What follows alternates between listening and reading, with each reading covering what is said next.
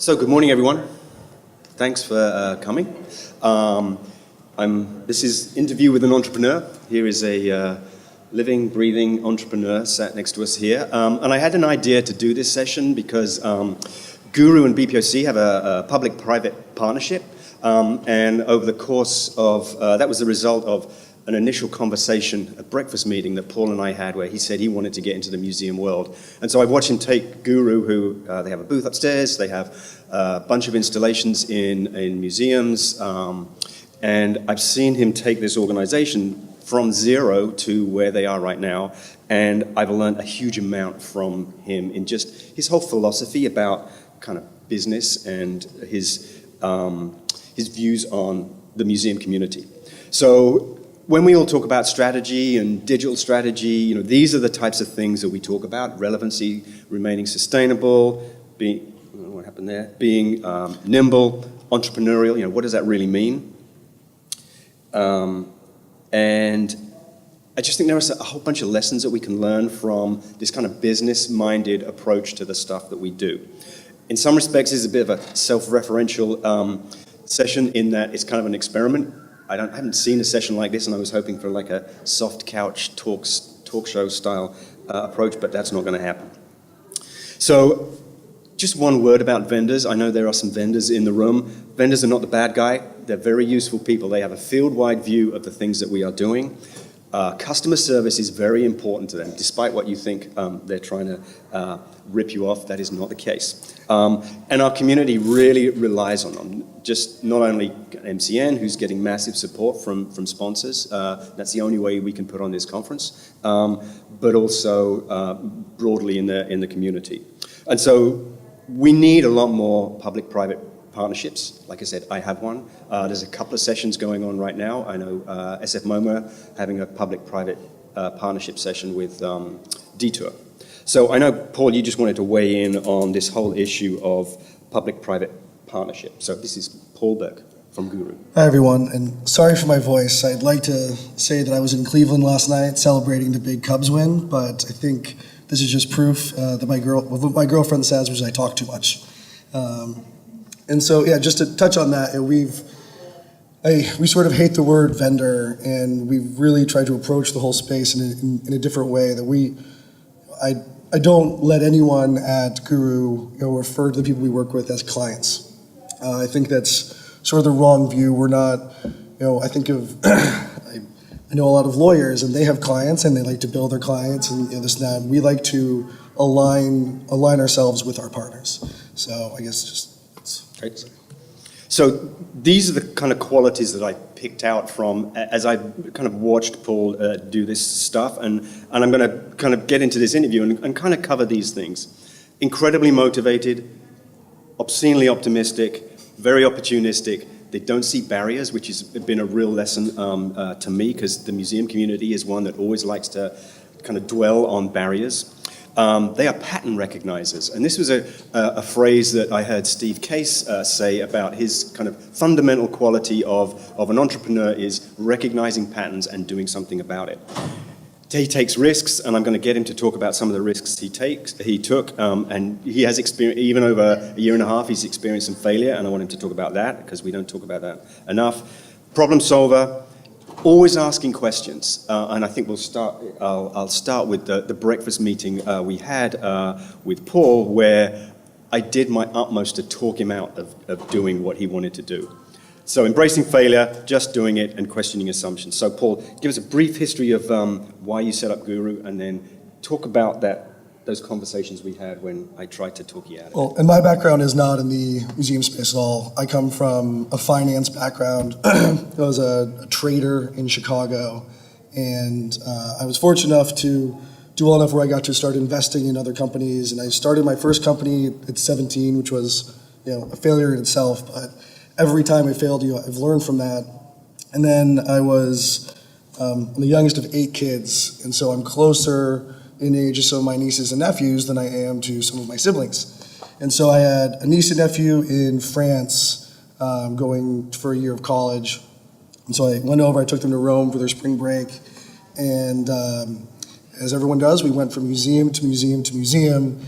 And I was getting more and more frustrated with them having their heads in their phones, which is something that I hear from every museum that we meet with.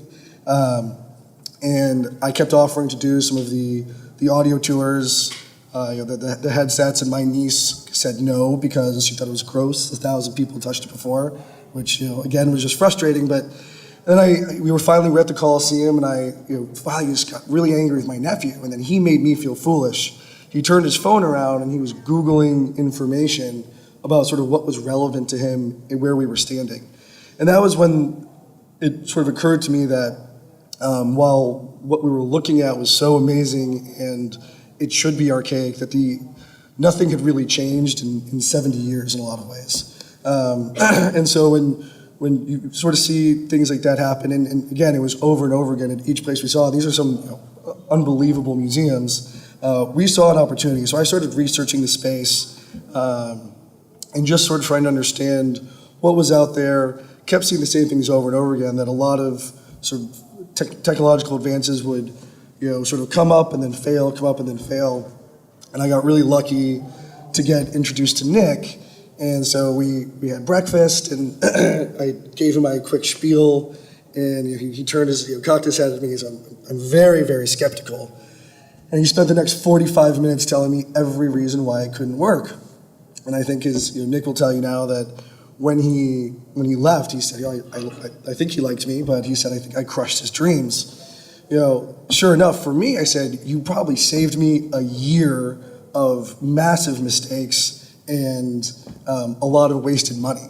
So it's, all the barriers that he said and all the reasons that things failed, I said, well, we can learn from them, and it really sort of advanced the way we approach the space.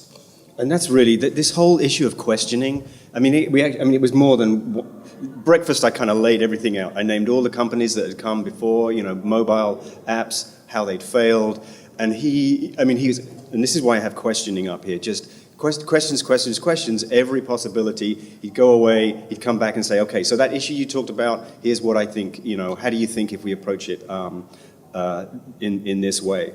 And I think I'm interested in, because Paul is an investor. I think you could say he's made some money on the market. So I couldn't understand what he was seeing in the museum field, because the museum field is, as we all know, there's not a lot of money here. So I'm interested in how you made the decision, given all the failure, and this kind of speaks to this optimism and opportunistic, even all this failure. What did you see, or what did you have in yourself that you thought you could be successful in this? This is still sort of a good question. I guess just because things have failed over and over again, what's the story about the light bulb? How many thousands of times was it a failure to invent the light bulb, and then this room's covered in lights? So I think just because things have failed before doesn't mean that they can't evolve and become successful. And I think just really sort of understanding the approach for us was really key. And, some of the things that Nick talked about, Nick talked about content being really, really important when you're looking at the digital space. But it was basically, well, it's impossible to create enough content to cover a museum and then to keep it updated. And one thing that we've found is most museums are sort of understaffed and overworked, which I guess I've seen enough companies be successful, enough startups be successful solving a problem. I think you can solve any problem with enough ingenuity and enough stick-to-itiveness and learning from the past. So that was the biggest thing for me, is if we can learn from the past and learn from others' mistakes, I'm sad for those companies, but it takes a lot of failures in order to find a success. So one of the points I wanted to make, so the initial conversation that I had with Paul, I've kind of now involved in the startup community in San Diego, and Guru is now part of a startup incubator kind of environment. And what I noticed was, all these startups, they go after a mentor. They find somebody in the field, wherever it is, to help them navigate the waters and address all those issues beforehand. So just applying that back to your own situations, being entrepreneurial isn't about knowing everything going into it. It's about knowing how to find out, who knows what and who can guide you through it. So last week we had a whole bunch of startups presenting their plans, and every one of them had a mentor who introduced them, who was some kind of expert in the field, domain field that they were interested in. Well, I think to that point too, it's all about teams, right? I'm probably the least intelligent person at Guru, but I've been able to surround myself with really, really smart people. Our chief creative officer is a genius when it comes to creating content, and he's helped us figure out a way to do it so that it's affordable for us to do it for all of our partners and make sure that it's excellent quality, a lot of it, and really, really engaging. Being lucky enough to have someone like Nick, sort of mentor us, it's really just about having an amazing team. Our CTO, again, is much, much smarter than I, and so I think that's really the goal a lot of times is you see a problem, and then you see some of the ways that you're going to have to figure it out, and then surrounding yourselves with smart enough people who can help you do that. So the first, after a whole bunch of conversations, the first kind of real decision you made was a partnership with BPOC to put in a wayfinding app in Balboa Park. Balboa Park is an urban park in San Diego. We get about 12 million visitors a year. And so with no expense on our side, Paul offered to implement a wayfinding app. So I'm interested in if you could just kind of talk about the philosophy around that. Well, and if you could just kind of focus on as well, helping, if you're looking for some kind of public-private partnership, if you could kind of, what you're looking for as part of that partnership. Right. Well, and for that one in particular, we had to get an app out there so we could actually be a real company and prove that we knew how to build technology. And then I have confidence in that, especially with great institutions, and you guys are all from these amazing institutions. Balboa Park is one of them. That having an opportunity to work with something that great I was confident we could find a way to monetize it. Not right away, and it's taken us a year and a half, and we've finally been able to find a way to make great money for both Balboa Park and Guru.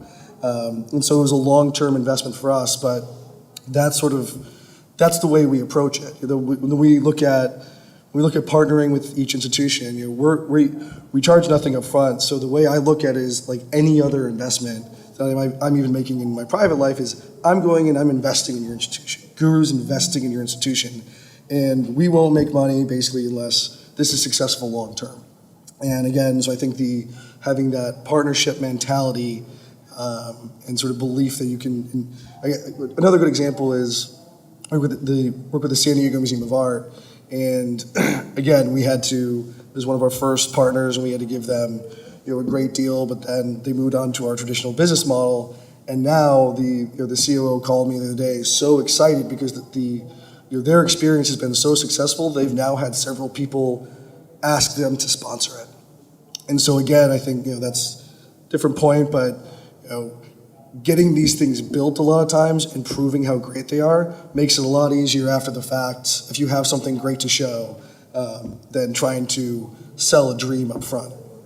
So one word that I forgot to put up here was resilience. So I want you to talk about San Diego, the Museum of Art, because Paul had this vision about what the content should be and the voice, which was completely 180 degrees from what the museum wanted it to be.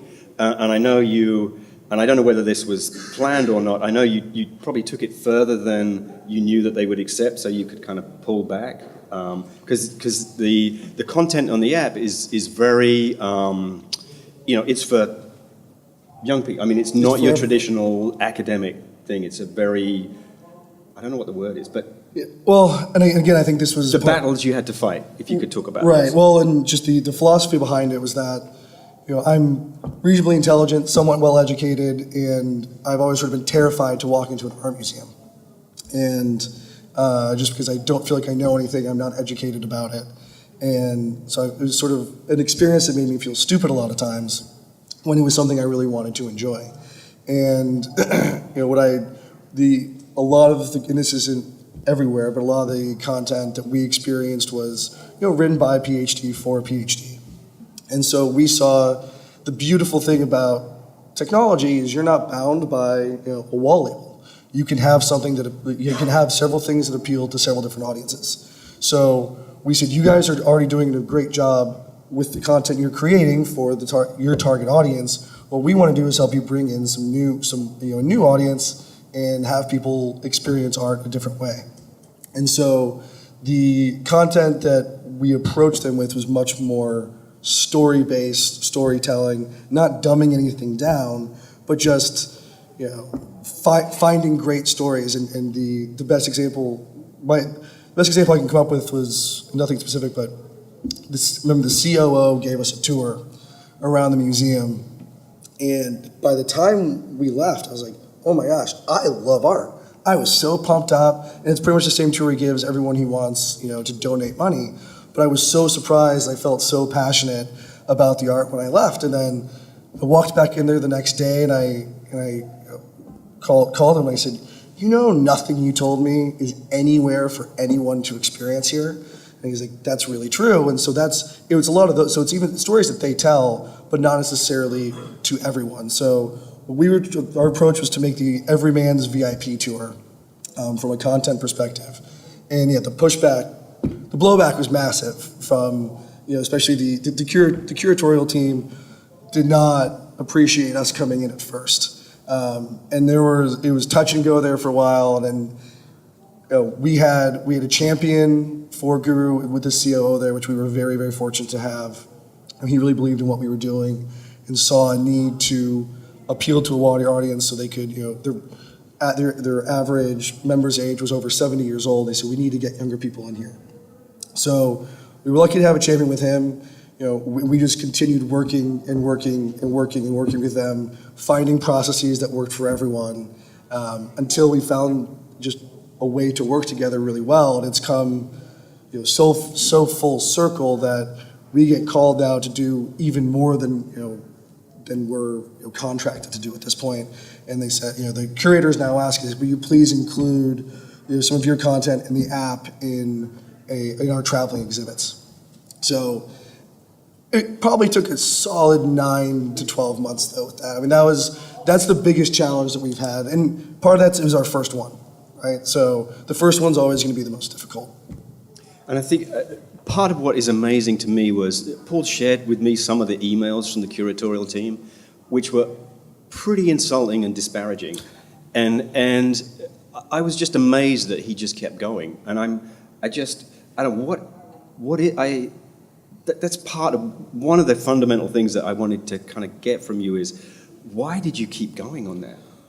Well, we believed in what we're doing quite a bit. It's not just a business to make money. We're definitely passionate about this. I was very fortunate. My dad was a Navy guy, and when he got to travel the world, that was his. He came back and said, "This is the best education I got," and so he just made sure that his kids growing up travel. And the history we learned, and the places we went to, and the stories were, it's just, I think that kind of education and that kind of learning, and all the stories and history that your institutions hold are the most important thing that kids can have, in the future can have. So, again, and seeing even from, I've learned so much, and seeing again my nieces and nephews, not want to engage with not want to learn because it doesn't speak to them, was a big motivation for us. And we want to make museums as fun to go to in a lot of ways as all the other sources of entertainment that are competition. So I know on the strength of SDMA, you scaled up the organization, mm-hmm. and then there was a moment where the things that you had planned at that point didn't pan out. So failure is something we don't talk about. So can you just kind of talk us through that, and then just why you didn't give up? Yeah, we certainly never anticipated. Nick warned me, so you get credit for warning me. But we never anticipated the sort of how long it takes to get a partnership going. So especially we thought we get this one, especially in Balboa Park, there's 17 museums there. And so we got this one, up and running, and I saw people all from all the other museums that we were talking to running through there using it, and then we were getting emails right and left about this is the best experience we've had. And even today, we'll all get a call from a president of a museum say, hey, I was at this one that you guys work with, please come and talk to us. And then 6 months later, the conversation is still happening. 9 months later, the conversation is still happening. So, there was definitely, startups are all about sort of peaks and valleys. And one day you can feel like you're on top of the world, the next day you can feel like you're the biggest idiot in the world. And at the incubator we're at, I heard one guy speak about it very well. He said, "You'll go, one day you'll think you're great, and then as time goes on, first you'll go home and your wife is really questioning you. Then all of a sudden you feel like your kids are questioning you. It's like then you get really down when your dog starts questioning you, and that's definitely how it can feel in the space. But again, we believe so much in what we're doing. And then as soon as we saw the success and the reaction, and then the feedback we were getting, we knew we were right. And so if one of the most difficult, even investing, you can be right about your hypothesis or your thesis, but it takes sort of being able to survive long enough for it to actually be successful. And so I learned that a lot from investing. So we said if we can just ride this out as long as we have to, and then it's worth it. But and I'll share one anecdote. We had one of our writers and project managers, at San Museum of Art, and they saw an older couple. We really questioned whether older people would embrace the technology, and so they're walking around laughing out loud, and then just like having so much fun, and then turn around to our project manager and said, "Have you guys downloaded this app?" And she's like, "Well, we created it." And our writer was there too, and he ended up nearly crying because it's the first time he ever saw his work really reacted to like that.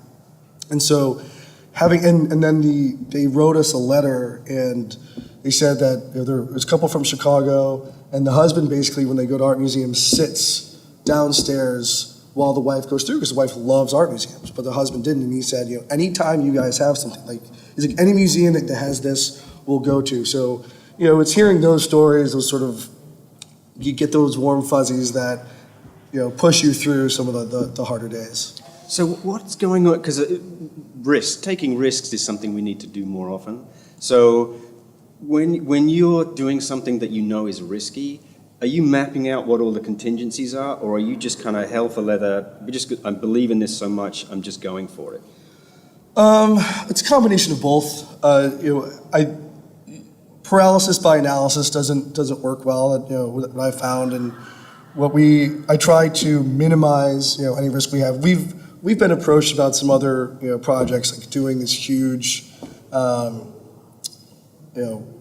experience in Auckland that would cover the whole city. The city of Seattle approached us about it too, and so we've looked at some things like that, and it's like, how can we dip our foot in, at least at the beginning? So if we see that there's an opportunity, we say, how can we at least dip our foot in a little bit? And then if it's going to fail, let's fail as fast as possible. Let's not have this drag on. If it's not working, it's not working, and just cut it off and move on. And we've tried a lot of different things that we thought might work and didn't. And we felt like augmented reality would be a really positive thing. Was certainly not part of what we originally set out to do. That's been something that's been unbelievably successful for us, and has really increased engagement with all of our apps. So yeah, it's understand how much risk there is. You don't want to sacrifice everything, and then if it's going to fail fast. So we have about 5 minutes left. I want one last question to you, then I'd open it up to the floor if anyone has any questions. So when you look at the museum field, I know the one, when I asked you what's the one thing you would change in museums, and Paul said stop opening during the day because nobody's around who has any money during the day, which was like, well, yeah. So do you have any advice? I mean, I know you've exhibited a lot of frustration with museums just at the pace that things happen, but do you have advice for the kind of museum community about how we could do what we do better? Well, I guess figure out what your pain points are and don't be afraid to try something new.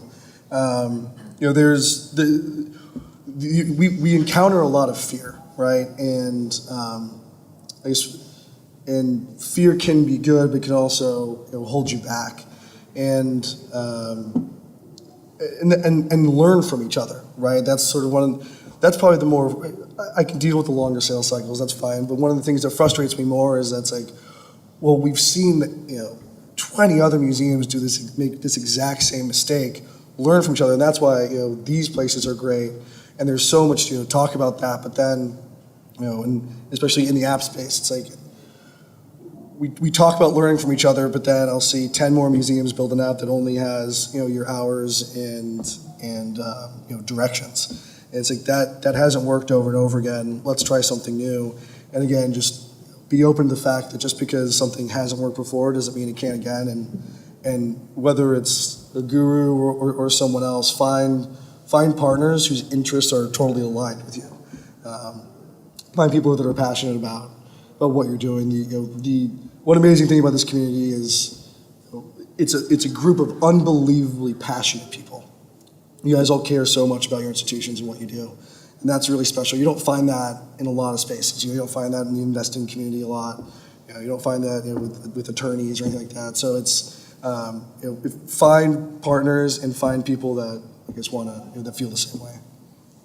So, any questions? Yes, Kate. Hi. My question is, you just called it a longer sales cycle, and I guess my question is about how entrepreneurship and support for digital products that you might partner with us to make. I think, one of our pitfalls is that, it takes a long time to sell the first project.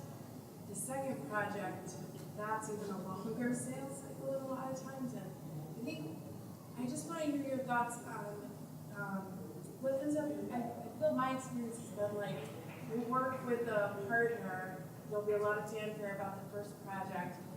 Then we go into a maintenance phase, and we can't provide you with the revenue you need to keep giving us a lot of attention. So you guys have to move on. We kind of get stuck with something that eventually dies, because those longer sales cycles, it's also a long maintenance development cycle. And how do we keep your attention?